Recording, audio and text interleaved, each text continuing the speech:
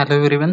So we are going to start our new practical, that is to identify the given organic drug or compound by systemic qualitative analysis. So up till now we have seen three compound D1, compound D2, compound D3, and now we are going to study the compound, or we can call it as a drug, D4. Okay, so up till now we have clear that what is meant by systemic qualitative analysis. Okay, so in previous practical video we have I have told you how can we identify the unknown compound with the help of systemic qualitative analysis. Okay, so in case if you want to analyze some compounds, unknown compounds, what we can do, we can perform first preliminary test. Okay, then physical constants, then we are going to further move for the elemental analysis, then we perform the functional group detections, and after that we have done with confirmative test. Okay, so similarly that this sample is again similar.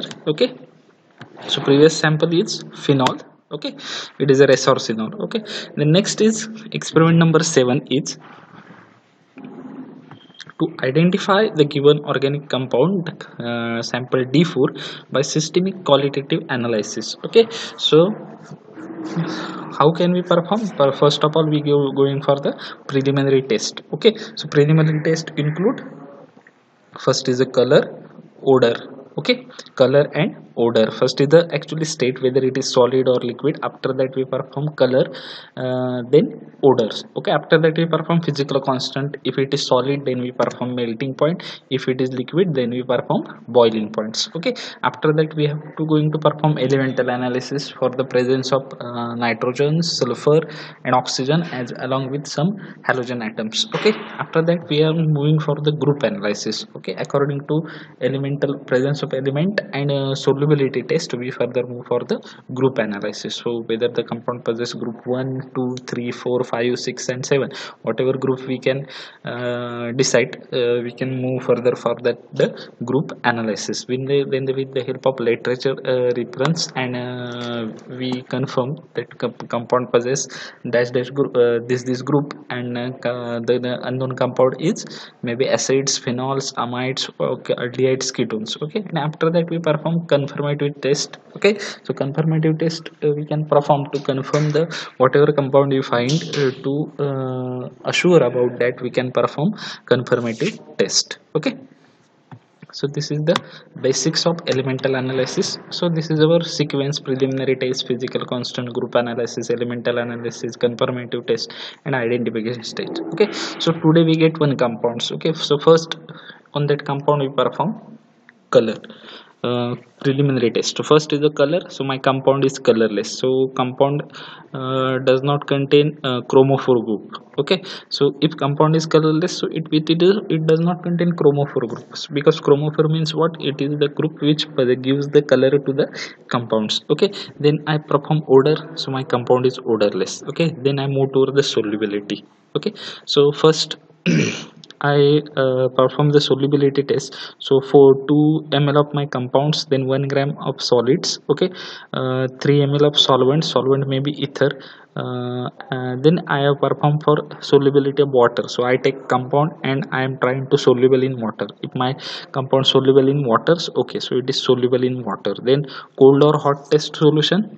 Okay, cold or hot test solutions test with litmus. So I take, मी काय करणार आहे की माझं compound घेणार आहे, त्याला वॉटरमध्ये dissolve करणार आहे आणि लिटमसला चेक करणार आहे. सो लिटमसमध्ये कोणताच चेंज होणार नाही, सो माझं कंपाऊंड न्यूट्रल आहे. सो बाकीच्या टेस्ट परफॉर्म न करता मी डायरेक्ट KMnO4ची टेस्ट करणार आहे. सो KMnO4ची टेस्ट काय आहे? माझं compound plus 10 ml sodium carbonate plus drop by drop मी पोटॅशियम परमॅंगनेट सोल्युशन ॲड करणार आहे. आणि जर पोटॅशियम परमॅंगनेट सोल्युशनचं डिकलरायझेशन झालं तर कंपाऊंड अनसॅच्युरेटेड, आणि डिकलरायझेशन नाही झालं तर कंपाऊंड सॅच्युरेटेड.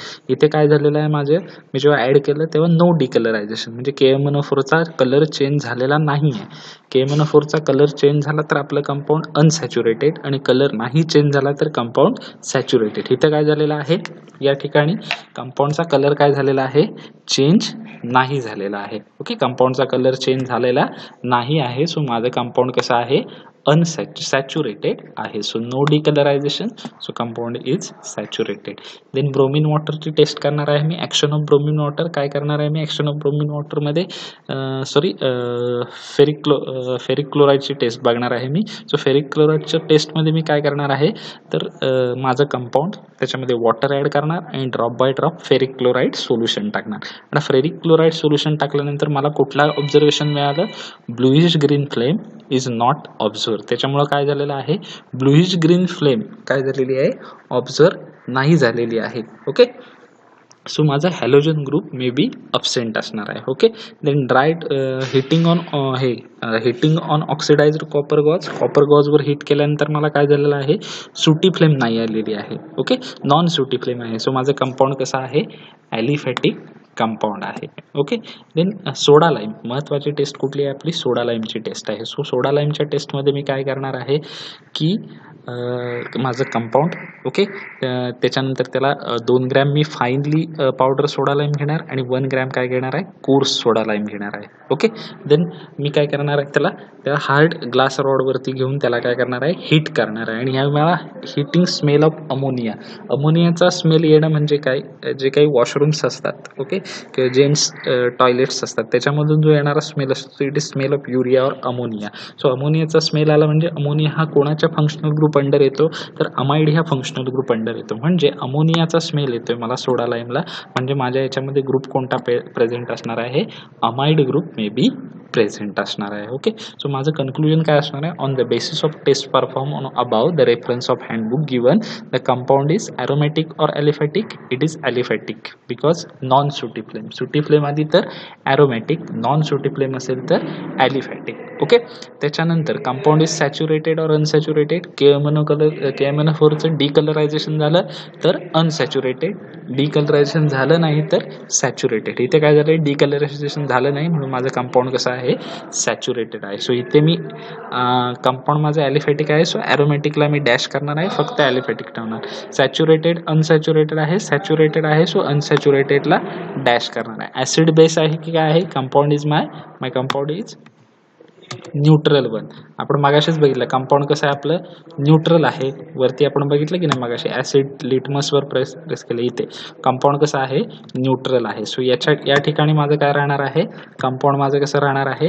न्यूट्रल राहणार आहे. ॲसिड बेस कॅन्सल, फिनॉल आणि हॅलाइड सुद्धा कॅन्सल्स. आणि दुसरा कुठला ग्रुप मला मिळालेला आहे? तर अमाइड ग्रुप मला काय झालेला आहे? मिळालेला आहे. ओके, सो अशा प्रकारे मी या टेस्ट काय करू शकतो? परफॉर्म करू शकतो. इथे मला कळालेलं आहे की अमाइड ग्रुप आहे आणि माझं कंपाऊंड कसं आहे?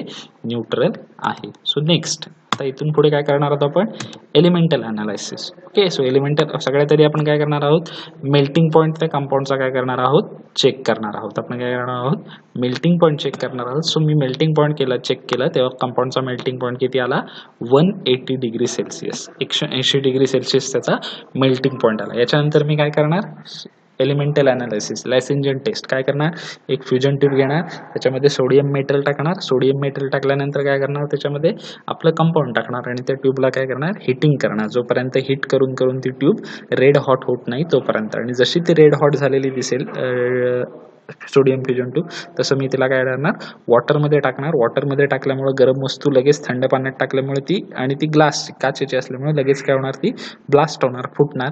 आणि ती फुटल्यामुळं वॉटरमध्ये आतलं सगळं सोडियम मेटलने माझं कंपाऊंड ह्याचं जे सगळं मिक्सचर आहे ते वॉटरमध्ये मिक्स होणार आणि त्याचं मिक्सचर तयार होणार. ते मी क्रश करणार आणि त्याला फिल्टर करणार आणि ते मिक्सचर जे आहे ते ह्या सगळ्या टेस्टसाठी मी वापरणार. सो ते 3 ते 4 ml filtrate solid ferric sulphate, okay, त्याला हिटिंग करणार आणि त्याला ॲसिडिफाय करणार H2SO4ने. त्याच्यामुळे मला काय मिळणार? जर ग्रीन कलर मिळाला त्याच्यामुळे नायट्रोजन प्रेझेंट, तर ग्रीन कलर नसता मिळाला तर नायट्रोजन अब्सेंट. पण मी ही जेव्हा टेस्ट परफॉर्म केली तेव्हा नायट्रोजन प्रेझेंट आला. Okay, then second test for sulphur. सल्फरसाठी मी काय केलं? 2 ml फिल्ट्रेट घेतला मगाशी बनवल्यातला, 1 ड्रॉप डायल्यूट सोडियम हायड्रॉक्साईड घेतलं, त्याच्यामध्ये 4 drop freshly prepared sodium nitroprusside solution टाकलं. सो मला कोणताच कलर मिळाला नाही, नो PPT. ओके, सो माझ्यामध्ये सल्फर काय आहे? अब्सेंट आहे. सल्फर काय आहे? अब्सेंट आहे. देन हॅलोजनसाठी 5 ml फिल्टरेट घेतला, त्याच्यामध्ये काय केलं मी H2SO4 टाकलं, बॉईल केलं, त्याचा व्हॉल्यूम रिड्यूस केला आणि त्याच्यानंतर त्याच्यामध्ये मी काय केलेलं आहे HNO3 नायट्रिक ॲसिड टाकलं आणि सिल्वर नायट्रेट टाकतं. त्याच्यामध्ये सुद्धा मला कुठलीही PPT वगैरे काही मिळालेले नाही आहे. याचा अर्थ काय आहे, माझं हॅलोजन काय आहे अब्सेंट आहे. सो अशा प्रकारे मला प्रेझेंट्स काय काय मिळालेलं आहे आतापर्यंत, तर the given compound is पजेस्ट nitrogen. Carbon, hydrogen, oxygen हे असतातच, कारण आपण ऑर्गॅनिक कंपाऊंड स्टडी करतोय. सो कार्बन, हायड्रोजन आणि ऑक्सिजन हे त्याच्यामध्ये असणारच आहेत. सो आणखी ॲडिशनल मला एलिमेंटल अनालिसिसमध्ये दुसरा कंपाऊंड कोणता मिळालेला आहे, तर नायट्रोजन मला मिळालेला आहे. ओके, सो एलिमेंटल अनालिसिसमध्ये काय झालेलं आहे, मला नायट्रोजन मिळालेला आहे. Then next is the determination of functional groups. Okay, so group may be alcohol, aldehyde, ketone, organic acids, okay, or polyhydroxy groups. So to that check the group, we can test for amides, because we have certain hints regarding amide here in soda lime. We can found amide, so we are going to perform the functional group test for amides. Okay, so test for amides. So for this test for amide, how can we perform test for amide?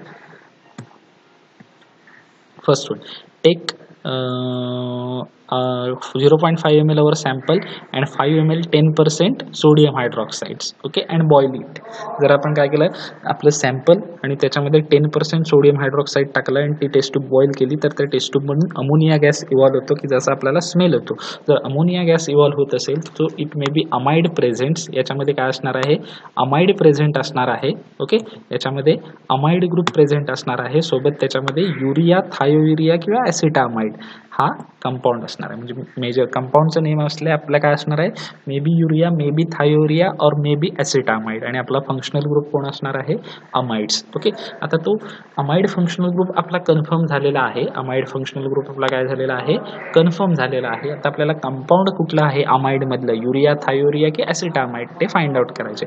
आपण काय काय करणार आहोत, की 0.5 gram आपलं compound dry taste ट्यूबमध्ये घेणार आहोत. त्याला हिट करणार, जोपर्यंत आपलं कंपाऊंड टेस्ट ट्यूब मधलं मेल्ट होत नाही तोपर्यंत हिट करणार आहोत.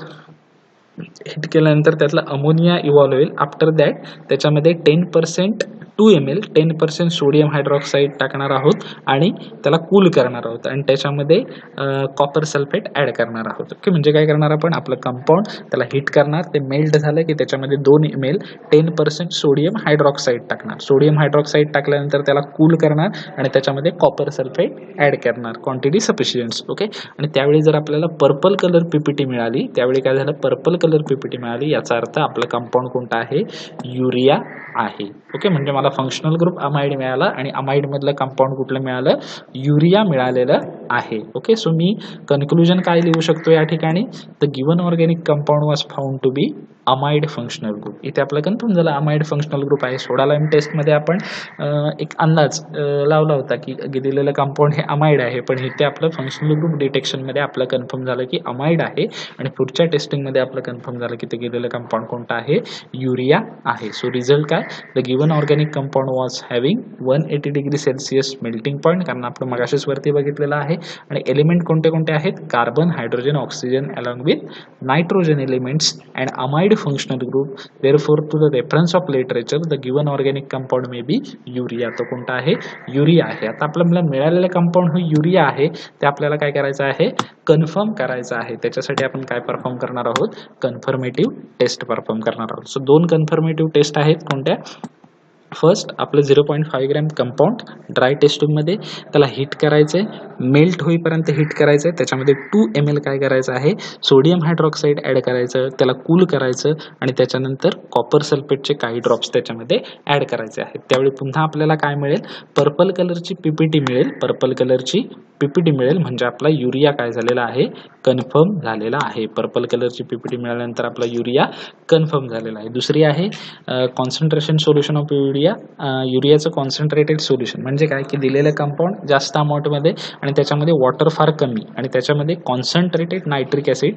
ॲड करायचं आहे. सो आपल्याला तिथं व्हाईट क्रिस्टल्स मिळतील युरिया नायट्रेटचे व्हाईट क्रिस्टल मिळतील. त्याच्यावरून आपण म्हणू शकतो की युरिया कन्फर्म झालेला आहे. आणि लास्टला आपल्याला तिथे काय करायचं आहे, स्ट्रक्चर ड्रॉ करायचं आहे. युरियाचं स्ट्रक्चर काय आहे, NH2 C double bond O NH2. Okay. So this is the structure of urea.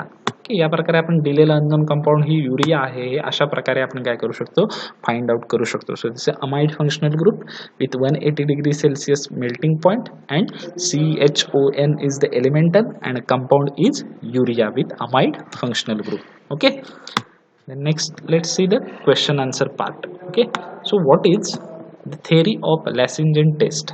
Lasingen test ची theory काय आहे, म्हणजे Lasingen test ची theory म्हणजे काय, Lasingen test ही actually काय आहे, कशी प्रकारची परफॉर्म केली जाऊ शकते. So first, place about a pea size of freshly cut sodium metal into sodium fusion tube and heat the tube gently to melt the sodium to shining the globule. काय करायचं आहे, एक सोडियम मेटल घ्यायचं आहे, P size म्हणजे वाटाण्याच्या size एवढा sodium metal, त्याला सोडियम फ्युजन ट्यूबमध्ये टाकायचं आहे आणि त्या ट्यूबला हिट करायचं आहे जोपर्यंत तुमचा सोडियम मेटल काय होत नाही, मेल्ट होत नाही. Add the small quantity of sample into the fusion tube, आणि आपल्याला जो ड्रग आयडेंटिफाय करायचे अननोन कंपाऊंड आहे ते त्या ट्यूबमध्ये ॲड करायचं आहे. Heat the tube carefully at the first and then strongly as possible until the bottom of tube is glowing red, holding the tube at this heat for 2 minutes. काय करायचं, compound sodium metal आणि compound add केल्यानंतर ती tube काय करायची, बर्नरवरती hit करायचं जोपर्यंत त्या ट्यूबचा बॉटम काय होत नाही, रेड हॉट हिट होत नाही तोपर्यंत. Then quickly plunge the hot tube in the china dish containing about 8 ml distil water and cover the china dish immediately with wire gauze. आणि लगेच बाजूला तुमच्या चायना डिश म्हणजे ज्या व्हाईट कलरच्या डिश आहेत लॅबमध्ये त्याच्यामध्ये वॉटर घेऊन ठेवायचे कमीत कमी 8 ml. त्याच्यात ती लगेच ती ट्यूब टाकायचे आणि त्या ट्यूब काय करायचे, ते चायना डिश लगेच वायर गॉजने कव्हर करायचे. Okay, the tube crumble into pieces and mass come out and dissolve into the water. आणि गरम वस्तू लगेच थंड पाण्यात टाकल्यामुळे आणि ती काचेची असल्यामुळे लगेच ती ट्यूब काय होणार आहे, फुटणार आहे आणि त्याच्या आतला सगळा कंटेंट वॉटर बरोबर मिक्स होणार आहे. Boil the content of the china dish थ्रूली. Okay, आणि तो कंटेंट थोडासा बॉईल करायचा आहे आणि filter the content and collect the filtrate, आणि फिल्टर करायचं आहे आणि बीकरमध्ये खाली जो फिल्टरेट उरेल तो घ्यायचा आहे. त्याला which is also called stock solution, ज्याला काय म्हणू शकतो आपण, स्टॉक सोल्युशन म्हणू शकतो in the test tube. Divide the filtrate into 3 to 4% and test each portion for the elemental analysis separately. आणि तो पोर्शन काय करायचा आहे, डिवाइड करायचा आहे प्रत्येक याच्यामध्ये आणि तो एलिमेंटल अनालिसिससाठी सेपरेटली काय करायचा आहे, यूज करायचा आहे. The next question, name the alternative method for Lasingen test. Okay, so Lassaigne test न करता आपण दुसरी कोणती अशी टेस्ट आहे का जी आपण एलिमेंटल अनालिसिससाठी यूज करू शकतो. So sodium carbonate zinc method, sodium carbonate zinc method ही एक मेथड आहे which can be use for detection of extra element instead of Lassaigne test. Okay, की जे आपण काय करू शकतो, ॲज अ एक्स्ट्रा एलिमेंट म्हणून काय करू शकतो, यूज करू शकतो इन्स्टेड ऑफ लॅसिंजन टेस्ट. लॅसिंजन टेस्टसाठी एक्स्ट्रा एलिमेंट म्हणून आपण तिला काय करू शकतो, यूज करू शकतो.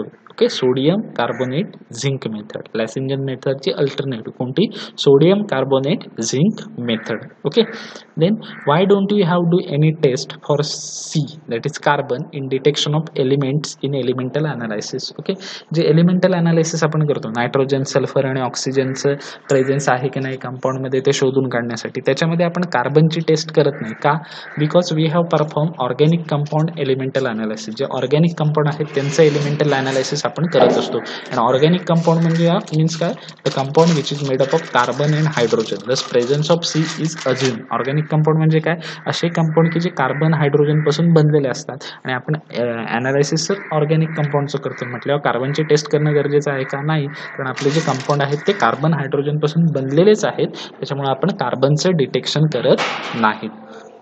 Give the concentration of concentrated nitric acid used in laboratory.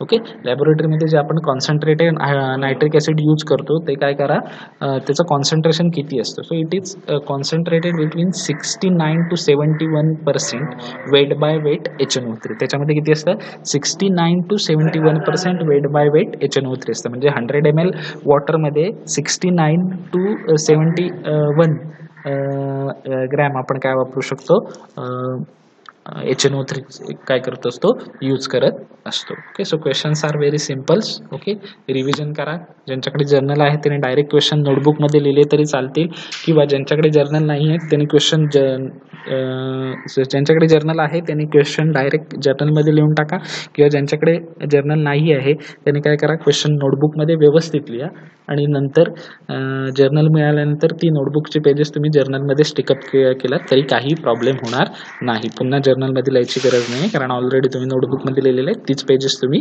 Stick-up केला जर्नलमध्ये तरी चालू शकते. फक्त ते नोटबुकमध्ये लिहिलेलं व्यवस्थित सुटसुटीत आणि रिप्रेझेंटेटिव्ह असावं. जर्नलमध्ये डायरेक्ट लिहित आहेत त्यांनी सुद्धा काळजी घ्या, खाडाखोड वगैरे नसावी, व्यवस्थित रिप्रेझेंटेटिव्ह असावं. PDF तुम्हाला देईनच मी. Okay, so happy learning. Thank you so much.